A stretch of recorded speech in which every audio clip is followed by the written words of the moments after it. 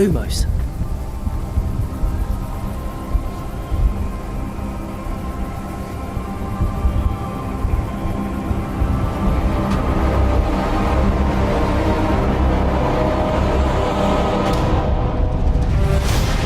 What do you think you're doing here, humans?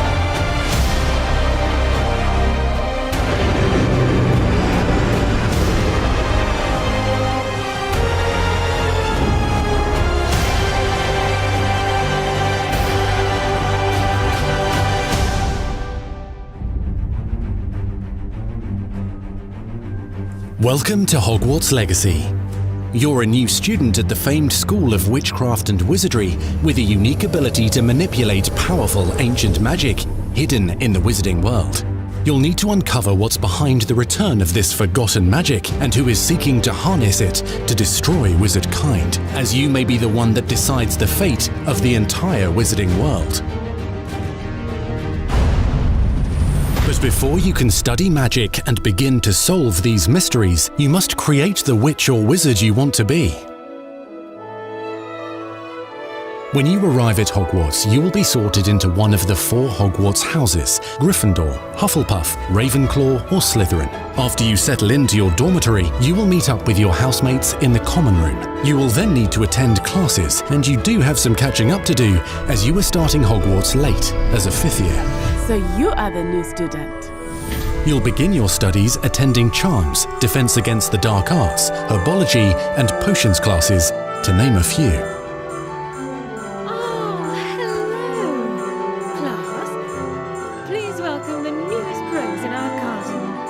Shall we begin? Welcome to Year 5 of Charms. Now, this will be a crucial year in your education on the art of charm work, but I am confident that we will take hold with the passion and rigor requisite of such a challenge. The best way to practice is by dueling. We'll start with you two. Time for a proper Hogwarts welcome.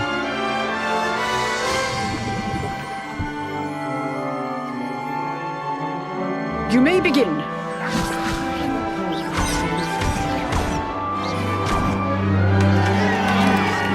bad for a beginner. Potions is one of the most challenging and hazardous subjects taught at this school. Here you'll meet your professors and learn to cast spells, grow magical plants, brew potions, and more.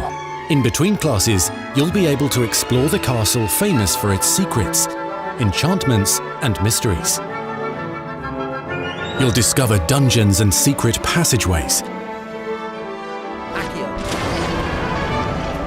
as well as challenging puzzles that will require magical skill and a clever mind to solve.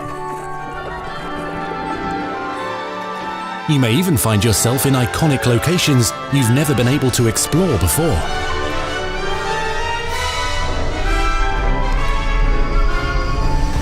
It's the late 1800s, so while the common rooms and classes may be familiar, most of your professors will not be. However, you may recognize a few faces. All in good fun. Once Sir Patrick lets me join the Headless Hunt, I'll be right there with them. This offering is sure to win them over. Don't forget why I'm here, sir. You'll come to know this eclectic group of talented witches and wizards in class and while completing side assignments that are part of a special curriculum, ones designed to help you catch up with the other 5th years at your own speed. Lumos. Opportunities for adventure abound in the area surrounding Hogwarts. The magical abilities you learn to master through your schoolwork will soon become tested as you unravel a dangerous mystery by working alongside the accomplished and yet enigmatic Professor Fig to try and discover if the rumors of a mounting goblin rebellion hold any weight, and if the safety of Hogwarts lies in the balance. I have opinions differ as to how great a threat he really is.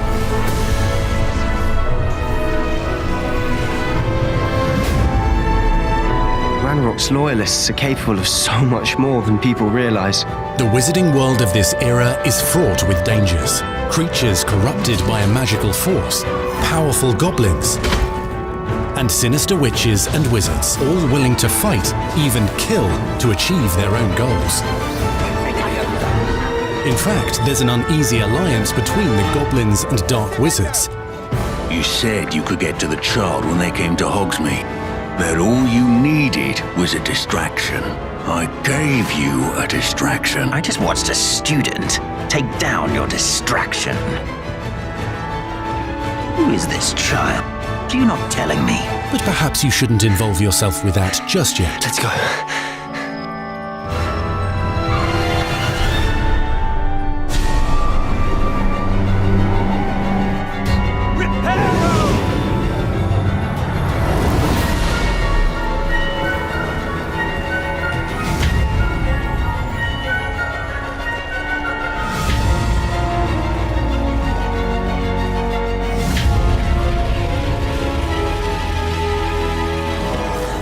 Enemies possess unique defensive and offensive abilities, including blasting curses, stunning spells, enchanted weaponry, and more. While some may attack directly, others might enchant and incapacitate you. Mastery of the shield charm allows you to deflect ranged spells and direct weapon strikes. Defender! Upon them! Counterattack with powerful stunning charms, allowing you to follow up with extended spell combinations.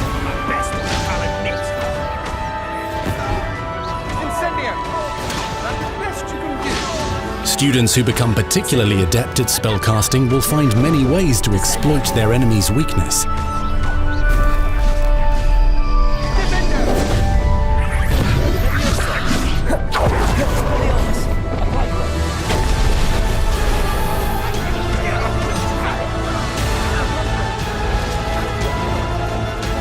Slam with Descendo,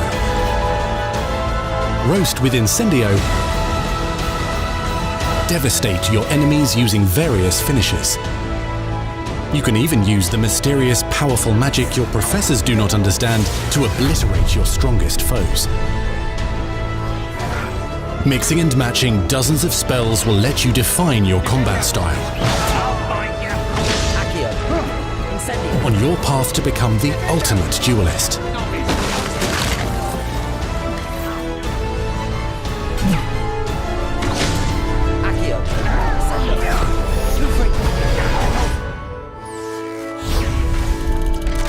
You'd be good enough to blast each other to pieces in your own time. In addition to classes and spells, you'll have access to a deep set of upgrades, talents, and skills to aid your progression as a wizard. Complete challenges throughout the world to earn experience. Level up your abilities by choosing talents to upgrade your spells, plants, and potions to increase their power. Decide which talents best fit your playstyle to allow you to focus on your favorite types of magic. You can also loot, buy, or craft your own magical gear that will increase your offensive and defensive capabilities in combat. Gear can be upgraded and specialized to allow for greater abilities for your chosen playstyle. Use a strong, even motion when cutting your ingredients.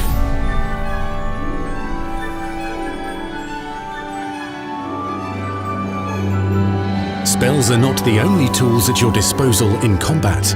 As you hone your wand skills, you can continue to further your magical education at Hogwarts, progressing your development as a witch or wizard. Brew potions that can increase your power when you need a boost. Grow and deploy magical plants to mob the battlefield and keep your enemies at bay. You can even unleash deadly mandrake seedlings to incapacitate unsuspecting enemies. In Beasts class, you will learn about a variety of magical beasts you might encounter, both at school and as you explore the world surrounding the castle and its grounds. The goal of today is to remind all of you how to maneuver on a broomstick safely. Learning and mastering broom flight is highly recommended so that you may travel around the world more quickly. I want you to do my herbology homework. You're despicable. Some abilities may be taught to you by students who become your friends. As you develop relationships with these schoolmates, they can accompany you on your journey as your companions. And over time, you'll learn their stories. This is our chance. Natsai Onai is a brave adventurer driven by the justice she seeks. Poppy Sweeting has a kind heart and loves magical beasts, connecting with them more easily than with humans. But what happens now?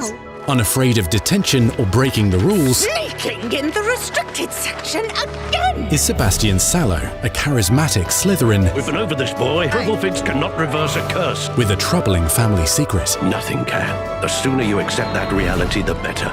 You'll meet these students and more as you explore common rooms, hallways between classes, and regular gathering areas.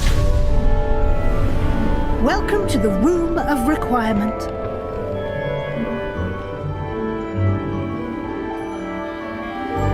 One of the most remarkable secrets of Hogwarts is known as the Room of Requirement. You're introduced to this space that seems to sense what you need and then provides it for you. Since you need to catch up to your peers, the room provides space for you to sow and harvest plants, brew potions, and upgrade your gear. A helpful house elf named Deke helps you discover vivariums that allow you to nurture your own menagerie of magical beasts. What is it? Deke isn't sure. Only one way to find out. You can freely customize this space to reflect your personality and magical specialties.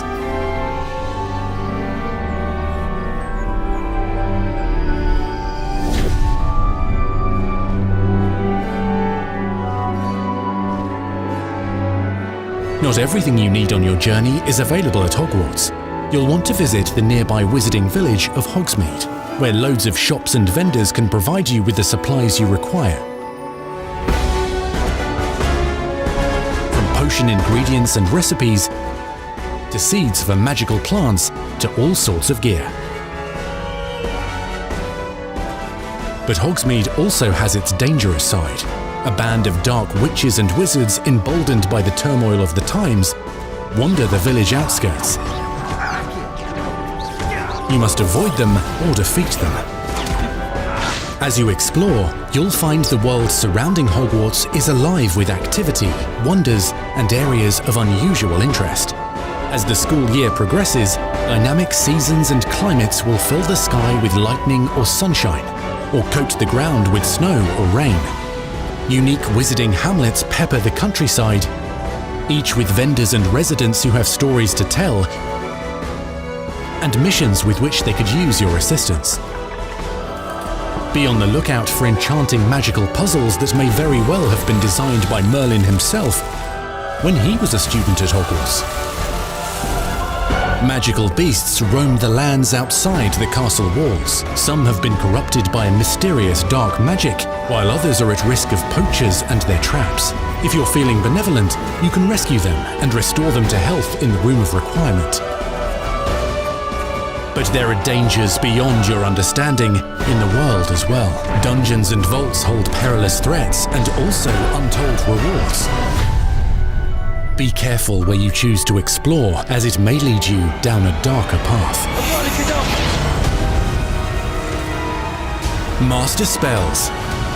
Befriend new allies. Journey across a landscape never seen before. Uncover ancient secrets. Combat mystical threats. Learn long-forgotten mysteries. Become the witch or wizard you want to be as you leave your unique mark on the wizarding world. Here, in Hogwarts Legacy. And we're starting right where we left off in our last gameplay showcase, just outside Hogwarts, which I love that you can walk out of the castle after walking through everything and then just come out here and take off on your broom out into the open world. And Alan, I know that's something that you particularly like about Hogwarts Legacy too. Yeah, I'm a big fan of just being able to hop on the broom and go anywhere. There's something about kind of like the sensation of everything being open to you, and just I love the proximity that I can get to things. I love flying close to the ground, and I kind of wanted to talk about it just because I feel like the brooms are fun for me, not just because of all those feelings of exhilaration, but because they're not just I have a broom and it's done. I actually kind of like some of the mechanics in it. So you see in the lower right there's a meter there, and occasionally as Andrew's kind of flying up or flying down, you might notice it draining or not. And And this isn't the present day where all the broom technology is well known and advanced and everything that we know and love. This is an earlier time where they're still trying to figure out, we're not at the 3000 yet, we're at the we're at the 11. So. Oh my goodness, I'm just so speechless right now because this is just so beautiful. The world just looks so. By the way, the broom, is that like the only one, or can you like upgrade that broom to go faster? Yeah, so we have a shop in Hogsmeade, actually a broom shop. And so that sells a variety of different brooms. And it was important to us that the player could customize themselves based on their own aesthetic. So they're purely cosmetic, but if you talk to the shopkeep and help him out, he'll actually sell upgrades. Yeah, and those upgrades will make it so that where normally the broom, you can only fly, you can only go at max speed. It's kind of like a turbo meter down there. You can only go at max speed without the meter going down, kind of closer to the ground. And as you raise into the air, you'll notice the meter drop. And so those upgrades will allow you to increase that distance from the ground. And the broom owner at the sporting goods store in Hogsmeade is trying to perfect the broom and get better at it and know it better. And you can participate that and get better and better brooms through that. And I love that mechanic encourages you to actually explore the world and kind of stay close to the ground. It's not just a travel mechanic, point A to point B. You're not just flying high over everything, although it is beautiful, something I really love doing, but as well, there's lots to explore on the ground, and so kind of keeping you down at the ground level. And to me, it feels like it's got this kind of surfing vibe over the. Oh my god! Like I'm just like I want to snatch the controller from Andrew right now because I want to go to the mountaintop, I'm going to that forest and to that hamlet, or I don't know if that's how it's called. I think that's what it is. No, it's awesome. We're actually gonna land here, and I feel like that you call it a hamlet is just perfect, just because that's what we refer to it as, and so. We all know from lore that Hogsmeade is the only all-wizarding village within Britain, but we wanted other opportunities to kind of meet other characters out here and to kind of populate the landscape, so it's not just kind of, barren as you leave out this direction and that direction. And so we just imagine these different dwellings, these different smaller locations that wizards might live in out in the Scottish Highlands. And so it's those. And so we refer to those as hamlets, and they're opportunities to learn those wizard stories, how those different locations have kind of like learned to live, what their relationships are with characters at Hogsmeade and Hogwarts. And so they're both quest opportunities out here and a chance to kind of get to know more of the area, even beyond Hogwarts and Hogsmeade that we've already experienced. And you'll also notice on the mini-map, like lots of little icons, and each one of those represent gameplay in the hamlets that you can participate in, whether it's a vendor or different puzzles and challenges or different secrets that exist. Each one of those icons are different opportunities for gameplay. And you'll notice that same thing as we venture out into the open world as well. So when you go out into the open world and you see those icons, whether they're on the mini-map or on your map or off in the distance, those things are opportunities to say, like, I want to increase my inventory capacity. They're puzzles left behind by old wizards, that you can solve that actually grant you those. If you see ruins off in the distance and you visit them, you might find opportunities to actually expand and learn about your ancient magic.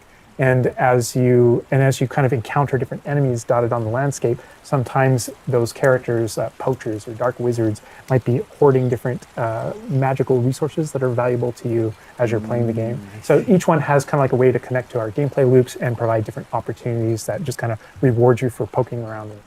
I mean, I right away want to just cover all of those points on the map just by going over there. Well, we've flown on a broom already, but there is something that we haven't done so far, and that is getting on our flying mount. We're going to hop on our Onyx Hippogriff here. The Onyx Hippogriff is our pre-order bonus. Oh my god, there he just like pops out of the back. Oh wait, you can use it as a horsey? I mean, a horse? I mean, that is a horse? Yeah, as a hippogriff, you can totally ride it like a ground mount, and you can lift off into the air. And we tried to make sure that each of those interactions, so the broom's really good at reaching that top speed, at kind of traveling the world as quickly as possible, but sometimes it's really nice to get on the hippogriff because of that ground speed or those transitions, and sometimes it just feels amazing just to be riding around on a hippogriff. Look at it.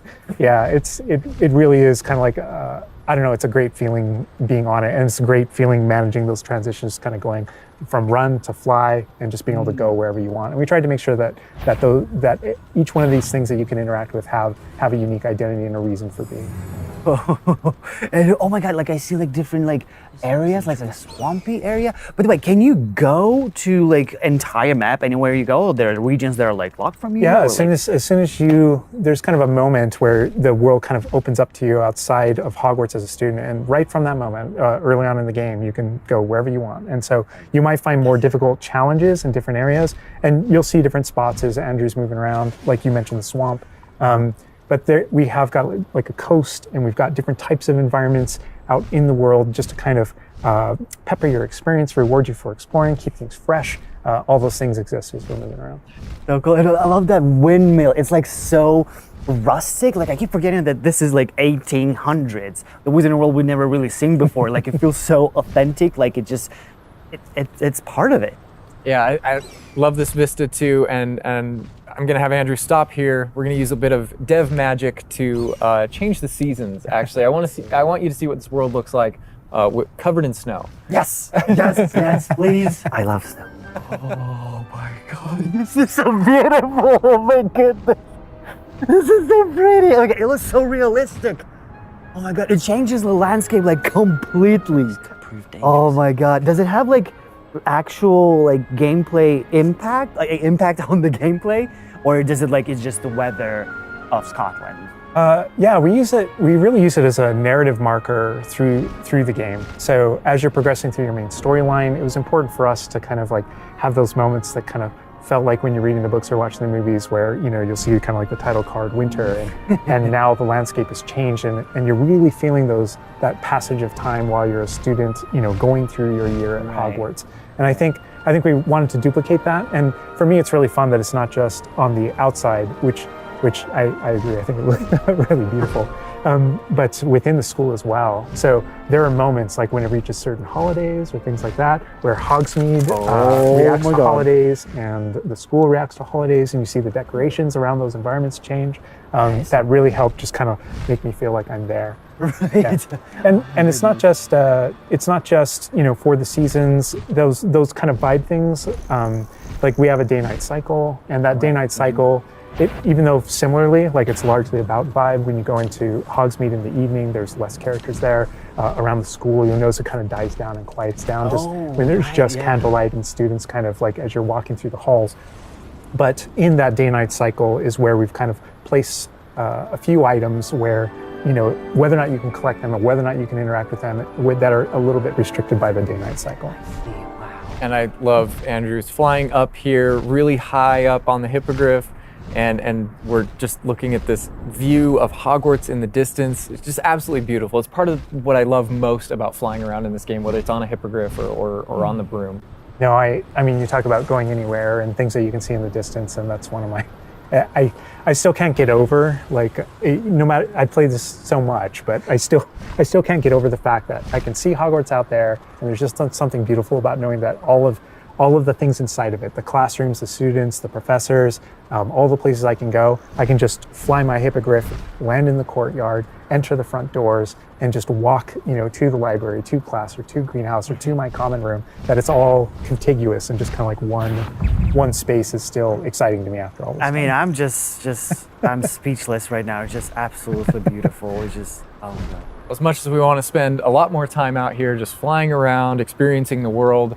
All right, Andrew's got us in the Forbidden Forest, which is where the Dark Arts Battle Arena is, which is part of the Deluxe and Digital Deluxe Edition. I love the way that the Dark Arts Battle Arena is actually part of the world. It's integrated into the world, so your experience is more immersive than just choosing an option from the main menu of the game or something like that. Reason to go to the Forbidden Forest. Exactly. There are many reasons to go to the Forbidden Forest, but he's also wearing the Dark Arts cosmetic set, and here he's pulling out the Thestral, which is part of that Dark Arts pack from the Deluxe and Digital Deluxe Edition. So we're going full Dark Arts here. That's good. That's what I like going down. But I like this battle arena. It is a great place to show off really combat in a big way, because it unlocks some interesting abilities for you and allows you to really play around with combat in a deep way. And is this like the only arena like this in the game where you can like practice? Yeah, so in the base game we have 2 combat arenas normally, and so everyone has access to those. And each of the combat arenas are an opportunity to kind of just go through a difficult combat challenge, fight through multiple waves in order to earn a different cosmetic for your character and add that to your collection. In the case of that's no different than the Dark Arts Battle Arena. That's also true, the combat arena. But one of the things that we're excited about in the Dark Arts Battle Arena that people can do is, and again, a great place for us to show off combat in general. So I think we're gonna jump in here. Andrew's gonna start battling, and we can start talking about everything you're seeing on the screen. All right. Oh, they just about the cadavers right away. Oh my god. We're starting off strong. Oh my god. Was that Sergio? Oh my god. That's so cool. Yeah, so that you'll notice right away, like when we used Avada Kedavra, that guy's health bar went from instant to 0, and we really are trying to honor the way Avada Kedavra works in the game, even in some pretty extreme situations. You'll notice that like the meter takes up a lot longer to a little kind cooldown. of build up as a way to kind of deal with its extreme power, just so that it's still fun to use. And then there's some ways that we'll probably talk about to adjust that. But I don't know. I don't know if there are things on the screen that you just have questions about. Well, like I see like little blue things pop from the enemies. Also, before like that sign. Well, it's like so in the community we call it the ancient magic sign. I don't know if that's how it's called. In the game. So the community is astute. So on the development side and in player facing in the game, we reference that as your ancient magic meter. Oh, so it is ancient magic. That is, yeah. So as your abilities in the game keep growing and you become exposed to some of the secrets about your own kind of mystery and your own abilities, you start unlocking new powers. So one of those powers, you'll see the R1 button appearing throughout the game. That's an ancient magic throw, we call it, that allows you to kind of like draw an object to you and fling it at an enemy. Okay. But whenever you see the R1 or the L1 plus R1 appear over somebody's head, that's an ability to cast a very devastating and powerful ancient magic spell to do a ton of damage against a character. I see. And the way that manifests itself depends on the type of enemy that you're fighting. And you'll see a wide variety of enemies in here that are pressuring the player in different ways. You'll notice there's abilities that kind of bubble up under the player as he's fighting that force him to move. And there's different ways that we want the player to kind of move around on the battlefield. And that's actually a good link to the ancient magic meter in general. And the reason why I say that is because as you're doing different things in combat, you're Portegoing and you're doing different abilities and you can kind of spec into it with your talents, there are different ways to get that meter to build faster and faster. So one of the most effective base ways to build up that meter fast, that way you can launch these devastating attacks whenever you want to, is to actually perform combos. So you see that combo appearing, and it's almost like your emotions are building up, and then basically that builds up enough that you can attack someone. But as the combo meter builds up, at some point you strike someone and a piece of their magic kind of falls out of them. You'll see the blue orbs in the game world, and there's something that only you can see in the narrative, in the world. And it's another reason to move around on the battlefield. If you can go up and collect those things and suck them in, they give big jumps to that ancient magic meter as we're playing. We're talking a lot about spells and magic here, but I think there's another huge component of combat, and that is the tools that you can bring to combat as well to kind of change the way you play. And I think Mackenzie knows a lot about what's going on with the plants and potions. And so the tools are really interesting because they're basically like a prior investment. So you can bring the potions and the plants that you grow in the Room of Requirement to combat to essentially kind of help you defeat enemies a lot quicker and more efficiently. So some of the tools that you'll see here are like the rock skin potion. So that is something that basically covers your skin in this like rocky material that reduces the incoming damage that you're receiving. So against big enemies, hard-hitting enemies like trolls, that's super helpful. Oh my god, he's just destroying. The troll just collapsed from whatever the kid. Obviously, we have the Wiggenweld potion as well, which increases your health. And then we have the focus potion. So when Alan talks about having to balance Avada Kedavra with a long cooldown, because obviously it's an instant kill, one thing that you could do is brew a focus potion, and that will increase how quickly your cooldowns regain. Right. Oh my god. There's just so much like versatility, like in what the character is doing to the troll right now. Like he's just bouncing around the arena. He's like not and the troll makes him move around too. Looks like. And I love that our plants are violent. Yes, and so that's like when we were talking about the setup of the arena, you also have plants that you can fight with. And so we have things like the venomous tentacula that you can put down and it acts like a turret and it just kind of shoots enemies around the battlefield. That is so cool. This is like a truly like Hufflepuffian way to approach the battle. Exactly. Yes. No, that was super important to us, that there were these like multiple ways. And so you can see there's a ton of different things you can use. The mandrake is one, so you can pull it out and it stuns with its like piercing cry these enemies in a radius. And another thing I want to call out that we're seeing on the side of the screen here is these dueling feats, which I love because I love anything that prompts me to play a game in a different way, a unique way. I don't want to get stuck in my style, you know?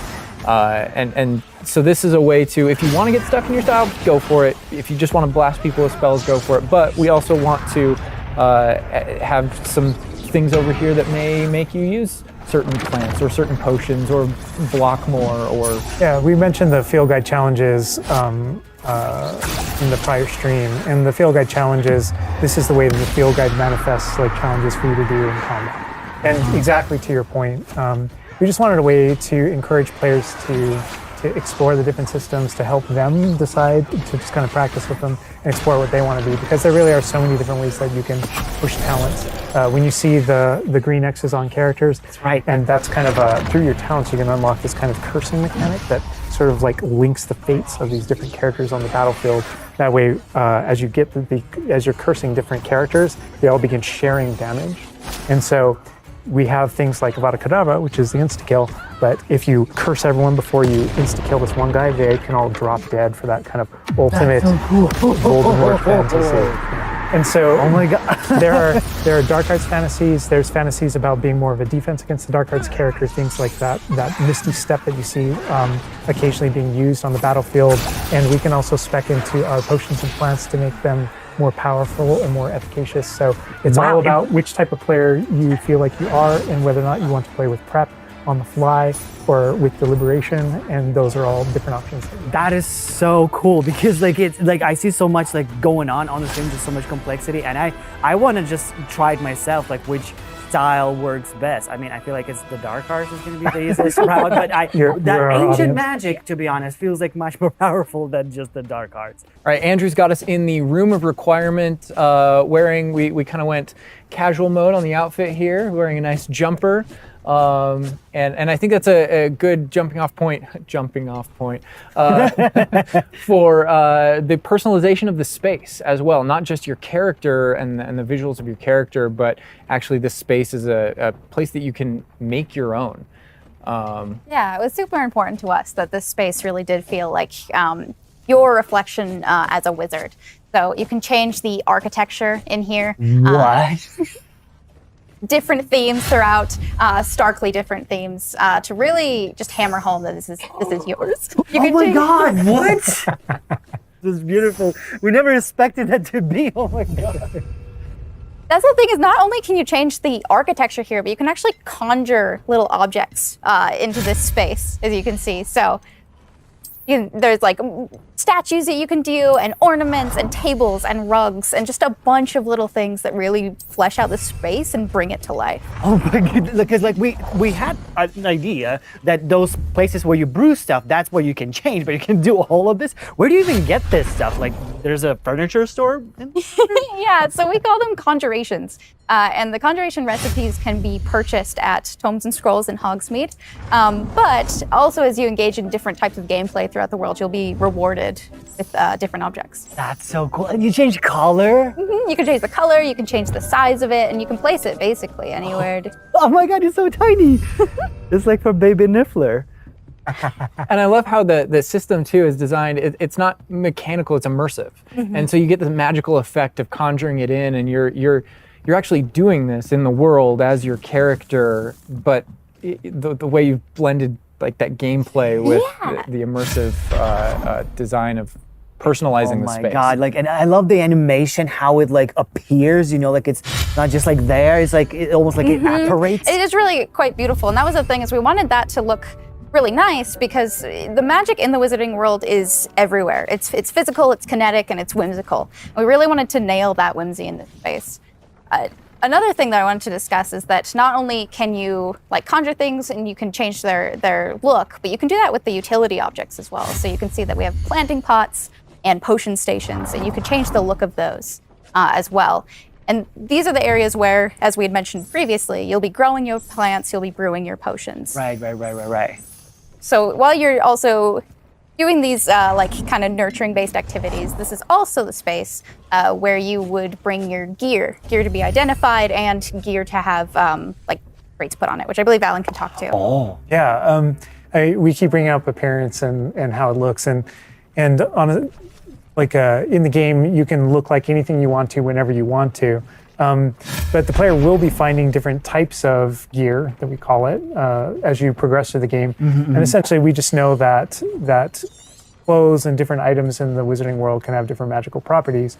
And as you explore and as you adventure and as you defeat enemies, you're going to be finding different pieces of gear that have different abilities, and that can help you in your journey and are a major part of you kind of growing as a wizard and advancing as a wizard. And so there's a huge list. And not all the time, whenever you get a new piece of gear, you don't necessarily know exactly what it does. And so there is a station inside of the Room of Requirement that you can conjure. It's one of the first things you conjure, called an identification station, where you can actually bring that gear that you're uncertain about and learn what its abilities are. Right, yeah, that's so cool. And then as this space advances even further, and the space will eventually grow its own rooms, and you're going to get new recipes, like Mackenzie's talking about, all these different things keep expanding. And as it expands, eventually you're going to earn what we see here, which is called a loom. And when you set up a loom, it's an ability to essentially customize exactly which magical properties are on your gear and take any piece of gear and adjust its properties and to tweak what it does. And I mentioned earlier that you can make anything look like anything. The collection of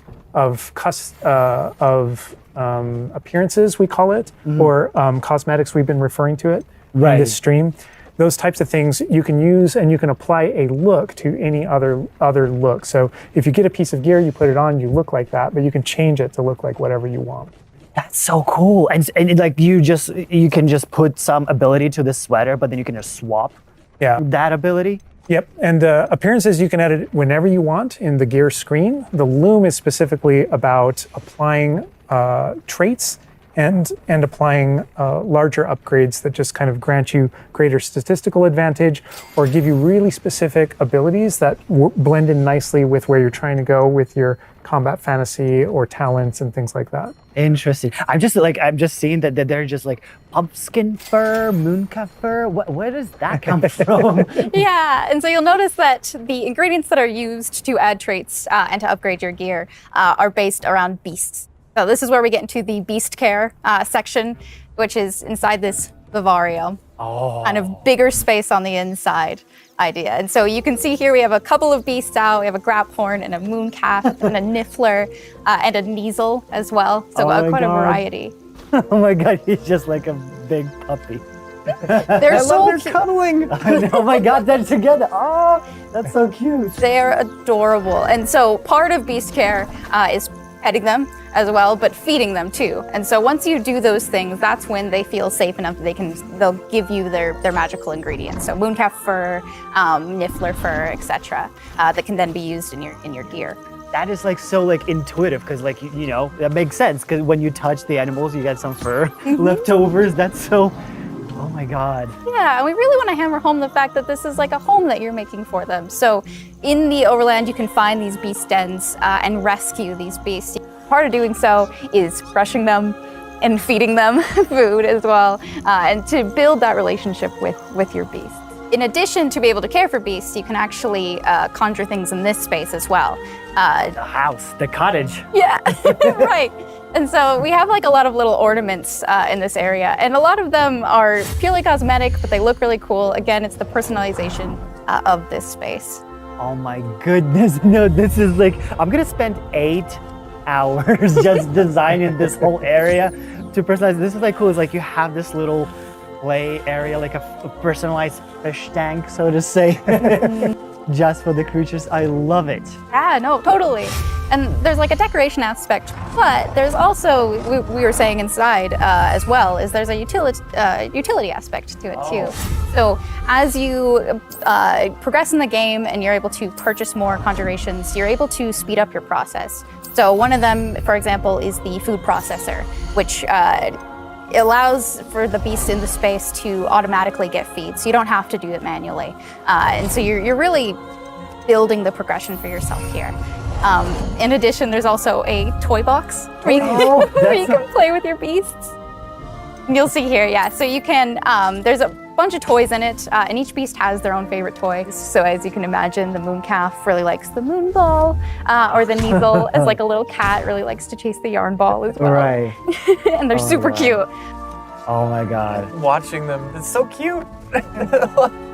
And the big thing we really wanted to hammer home is that the world is a dangerous place. And so by going and rescuing these beasts and bringing them back here and caring for them, you're really helping them out. There's poachers in the overland who hunt these beasts for their material. So instead, you're caring for them. You're giving them a home. Right. Oh my God, this Raphorn is just gigantic. But he looks like my dog. We can't say my dog right now for sure. You could actually name them as well. So like your dog. So getting back into that personalization, you know, yeah, we didn't want you to just like throw in, oh, here's a Graphorn in here. Like this can be named whatever Andrew's about to name them. Bruce. Bruce. A good name. You know, we've created this really nice space, and you can get additional vivariums, correct, to different kind of aesthetics and looks to where you're keeping your beasts and caring for them. Progression is a big part of this space as well. So as you progress through the story, you will unlock more vivariums. So as you can see, this one's quite meadow themed, big, open, bright, but there's other ones, say like a swamp that you might encounter. And it's really a visual effect and more space for your beast. Oh, so it's like those, so when we're inside the room requirement, there's like on the left, there's that moon glow from one entrance and then some shrubbery going on in the right. Is that what you're talking about? Yep, that's exactly it. Ah, oh, you put trees in here too. Oh my goodness.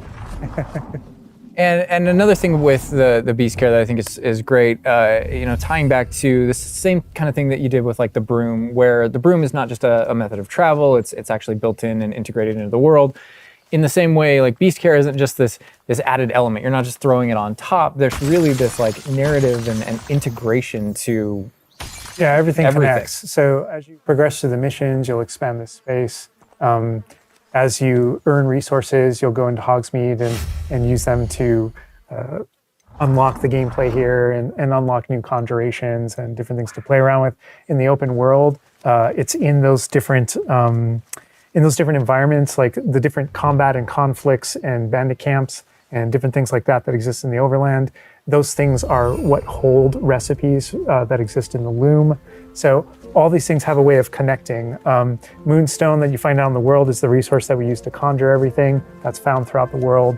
Forgeables are used for recipes. So really everything's like a cycle and keeps you coming back. But even with the story that's being told too, I think people know who Poppy is and that she has a particular affinity for beasts. Yeah, I mean, I think everything we're seeing here, you know, you're going to be venturing out into the world, and this is just kind of the tip of the iceberg, even of kind of like your interactions with beasts in that narrative. So, you know, you bringing up Poppy, there are more kind of mysteries to discover and things to discover out in the world that have to do with her and that have to do with caring for beasts. And so different characters have their own stuff that just kind of make this all just kind of like the beginning of your journey. Well, we could spend hours in here, but we're gonna have to end the stream now. What do you think about what you've seen today? I mean, I'm just so blown away by how beautiful it looks. The open world seems so detailed and there's so many things to do, and like the combat, we're gonna spend like 2 weeks or more just breaking it down by pieces. There's just so much to this world. Like, I'm so happy you guys did this overall gameplay. And that's just the tip of the iceberg. We've got more for you to discover and find on your own. Thank you so much for being here. Thank you for watching. Hogwarts Legacy is available for pre-order now. It releases February 10th with 72-hour early access for owners of the Collector's, Deluxe, and Digital Deluxe Edition. We're gonna wrap things up, but first we've got a little surprise for you. Bye. Combat, because really in the game this is going to be the first time where you yourself get to learn about combat and combos in a big way and in a new way. For me personally, this was where the game like really starts to open up to the possibilities. Yeah. So we've set up a training dummy, and this is kind of an activity where you're supposed to execute according to kind of the iconography on the top. Now, what we see on the top is the Accio spell, followed by 4 what we just kind of lovingly refer to as basic shots. There's certain spells what the wizards kind of like use, just kind of fling. Andrew's using one now. And you trigger that by tapping R2 on your controller. So you can see in the corner R2. So if you tap R2, that throws out a basic shot. But that R2 is also your gateway to all of the spells that you might slot. So if you hold R2 instead, you can see how the diamond expands. And if we let go, you see how it contracts. Yeah. And so if you hold it again, it expands. And so when it expands, then all the spells that you slotted while you're holding that button can now be tapped with your face buttons. Awesome. And not only that, but over the course of the game, you can gain additional spell diamonds, up to 4 additional ones, so that you can slot up to 16 spells, pretty much instantly. And then that helped us fulfill the fantasy of in combat, I need to be able to access things very rapidly. Yeah. And so you learn over the course of these events, how to juggle not just the spell casting, but also it reinforces an understanding of another feature of the wheel, which is their cooldowns. So as you're casting spells, just to make sure that you're not just kind of like repeatedly using one thing over and over and over again, you can see cooldowns on the spells that he's using on the wheel. And then as you progress through the game, there are different things that can affect things like cooldowns through your talents, different things that allow you to kind of like juggle and adjust and update those things. And so if you hold down R2 and you tap the D-pad, it will switch between your other diamonds if you've unlocked them, and that's how you access all those. Oh man, it looks like we're about to get some action over here. Yeah. So this is a great way to kind of learn how to pull things together, so you pull those combos right together. Here. Yeah. Tap, Accio, tap, tap, tap. Awesome. Well done, Andrew. And that's just against the dummy, but I mean... I'd say that's enough practice. You looked good out there. Thank you, Lucan.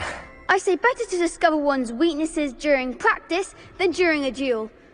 You'll be a fearsome challenger now.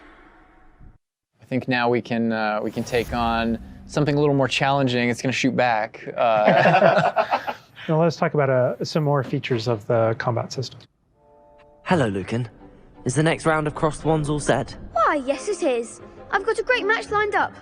Ready for another round? We're on a PS5 dev kit here, so we're going to be able to kind of pause the action and talk about what you're seeing on the screen, because there's about to be a lot going on. Okay. All right, here you can select if you want to fight with somebody else, some of your classmates. Yeah. But in this case, we're not. We want that action to feel a little more frantic towards you to really get you that sense of combat. Got quite the reputation because they've got you up against 3 people. 3, off the jump. So I can explain this just because I know people are going to go into it, but we can probably just kind of jump in. So you're not the only one that has Protego and the ability to deflect. The enemies do too. And we actually play with that when it comes to the spell casting. So you notice that there are different colored kind of shields around the different characters. And you also notice that your spells have different colors on them. So to help players understand kind of like the function of their spells, we're trying to put them into brackets. So there are damage spells, there are force spells, there are, I'm forgetting the other one, all of a sudden, control spells. And so those things for the player, they wind up also being a color indicator for which... Back into gameplay here. Andrew's gonna pretty handily finish these other students off here, win this duel. Look how fast it is. It's like a dance. Yeah, we really felt like in the movies, there's almost like